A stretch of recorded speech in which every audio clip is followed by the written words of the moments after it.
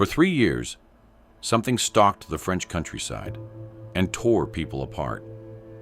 It didn't attack livestock. It didn't raid farms at night while everyone slept.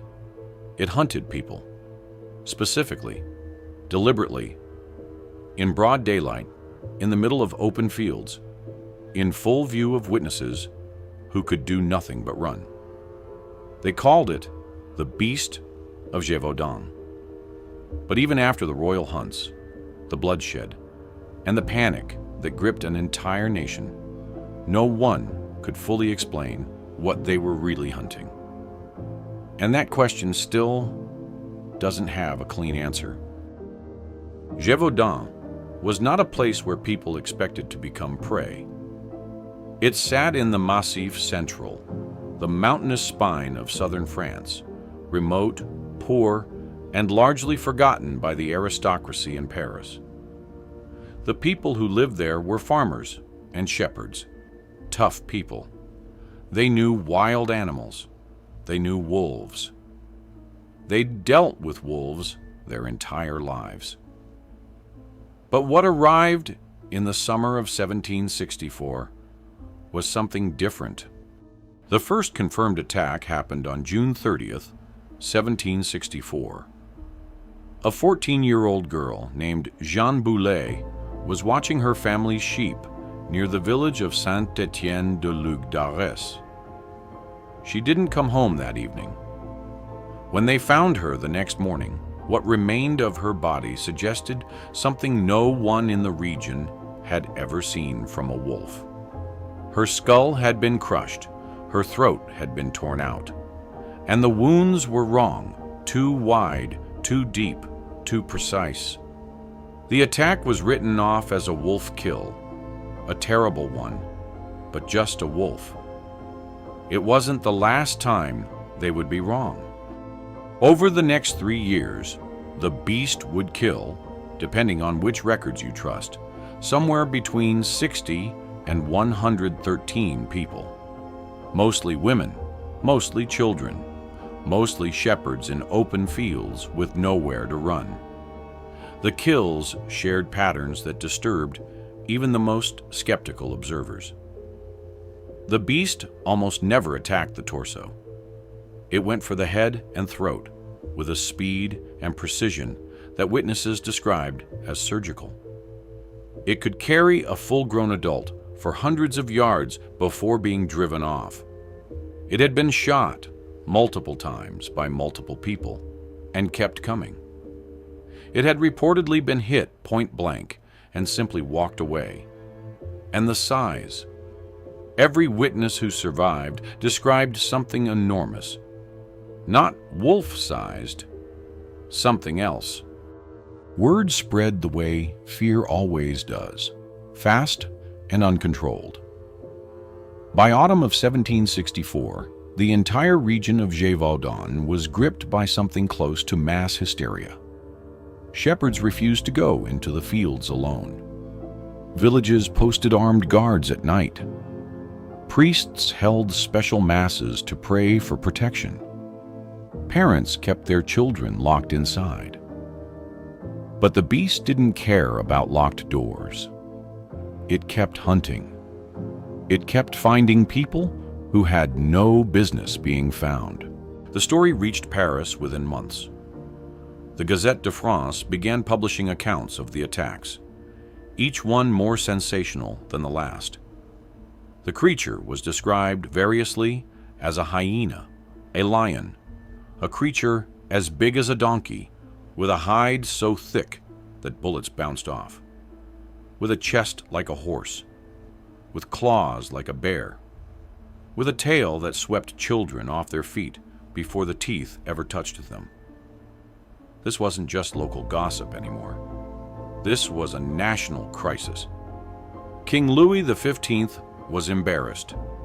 France was the greatest power in Europe, and something was eating its citizens.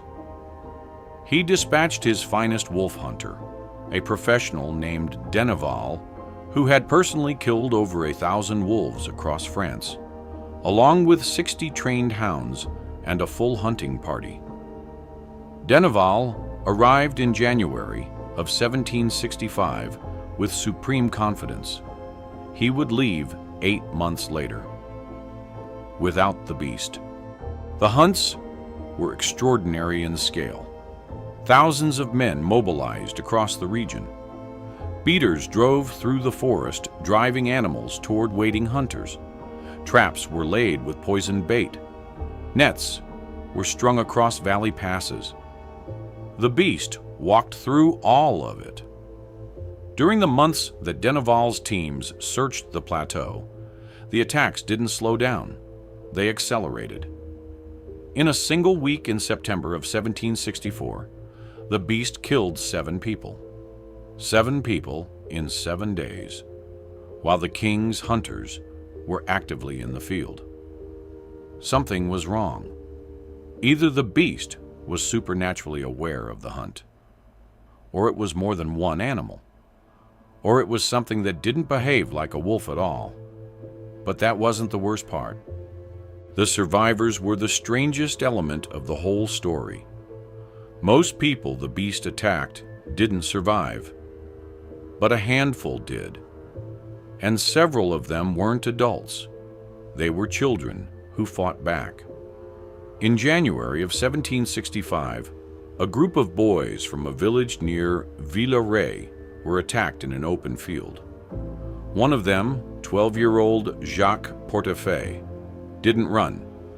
He organized the other children into a defensive group, had them lock arms, and they collectively drove the beast off by poking at its eyes with sticks. He drove it off. A 12-year-old boy with sticks. King Louis XV was so moved by the story that he personally awarded Jacques Portefeuille a cash prize and paid for his education. The boy became a hero of Gévaudan, but the victory was short-lived, because a few weeks later, the beast was killing again. By the summer of 1765, the king had had enough. He sent a new hunter, Antoine de Beauterne, a royal lieutenant of the hunt, and one of the most decorated hunters in France. This was no longer about killing a wolf. This was about royal prestige. France's reputation across Europe was being destroyed by the stories. Voltaire had mentioned the beast in his correspondence. The English press was mocking the French inability to stop it. De Beauterne arrived with one mission: kill something, anything, and call it the beast. On September 21st, 1765, he did exactly that. De Beauterne killed a large wolf, an unusually large wolf, nearly 60 kilograms, with a scarred hide and missing teeth. He had it stuffed and sent to Versailles. The king declared the crisis over. The Beast of Gévaudan was dead. France was saved. The people of Gévaudan knew differently. They waited, and 6 weeks later, the attacks began again. The kills were identical. Same targeting of the head and throat. Same impossible strength. Same pattern of victims. Women and children alone in fields. No warning before the strike. Whatever de Beauterne had killed, it wasn't what had been hunting Gévaudan. The man who finally ended it wasn't a royal hunter. He wasn't a professional.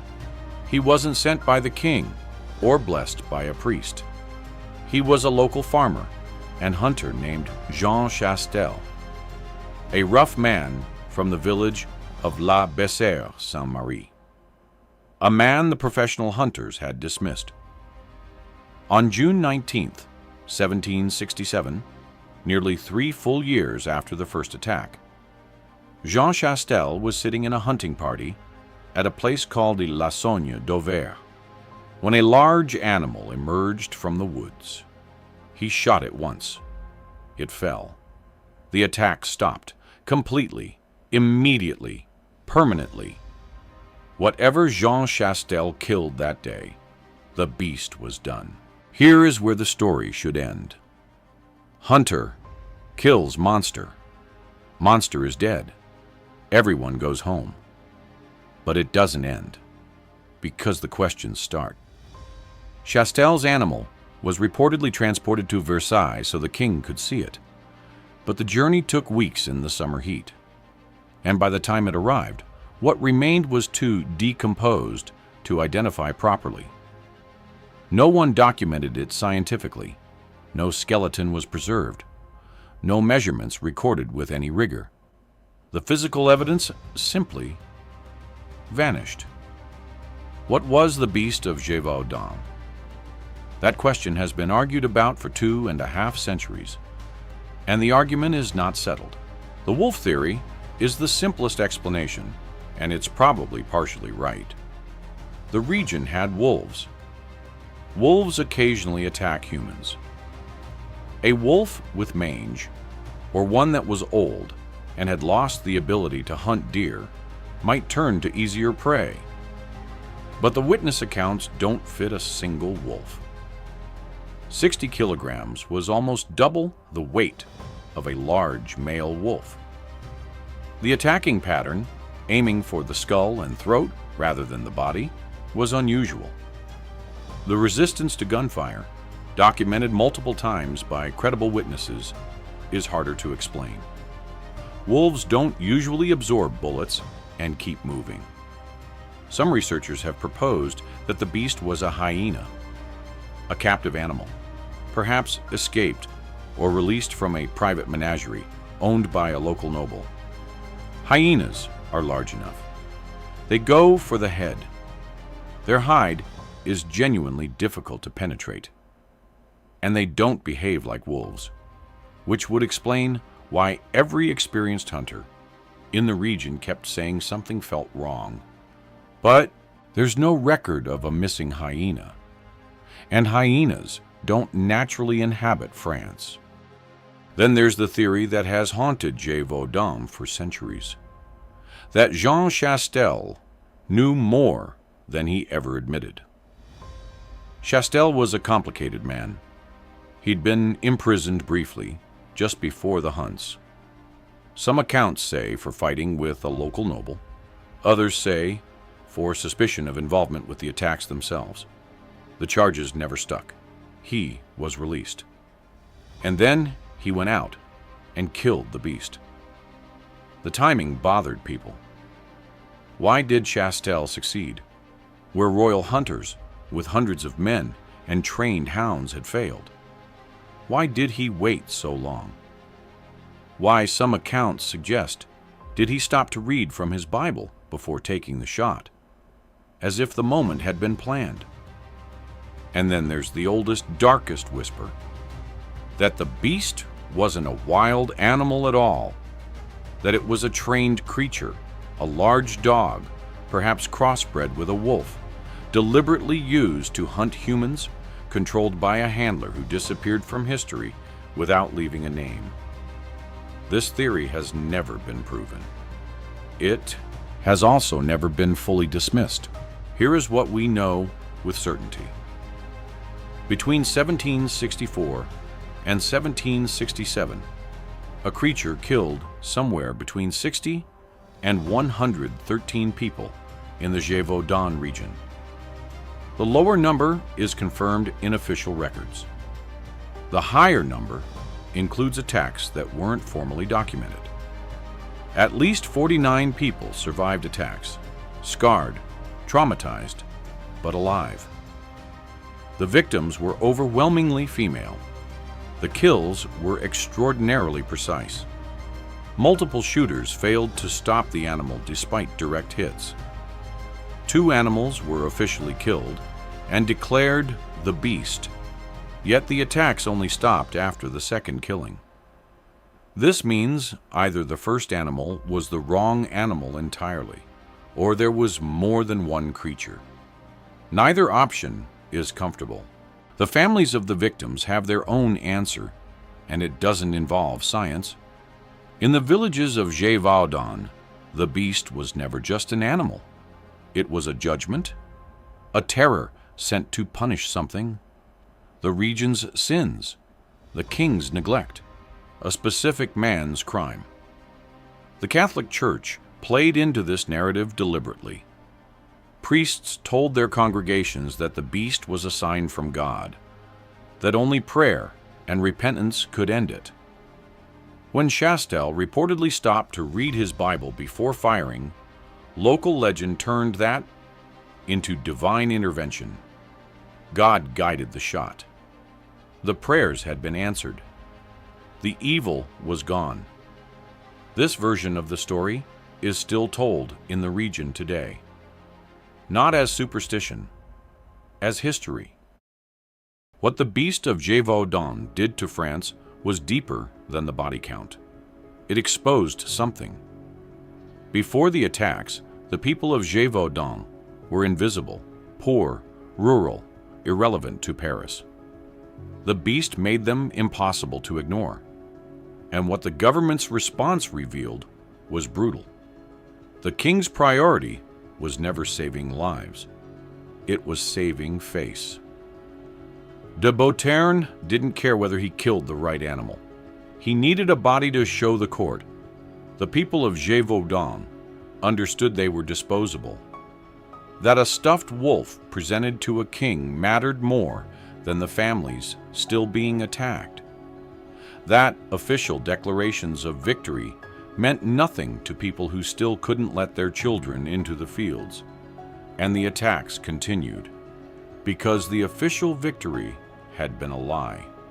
There's one more detail that refuses to let go: Jean Chastel's bullet. The legend says Chastel made his own bullets, that he had them blessed by a local priest, cast from silver and inscribed with a prayer, that no ordinary bullet could kill the beast, that only a blessed one could end it. Is this true? Almost certainly not literally. Silver bullets don't appear in any verified account from the period. That detail likely crept in from werewolf folklore decades later. But the legend persists. And it persists because people needed it to mean something. 60 to over 100 people torn apart over 3 years in a region that could barely feed itself. Children killed while watching sheep. Women dragged across fields in front of witnesses who couldn't get close enough to help. A silver bullet, a prayer, a divine intervention. These weren't superstition. They were the only framework that made the horror bearable.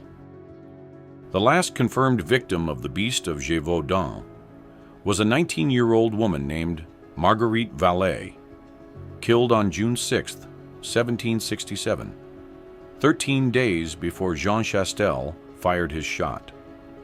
She is buried in an unmarked grave, like most of the victims.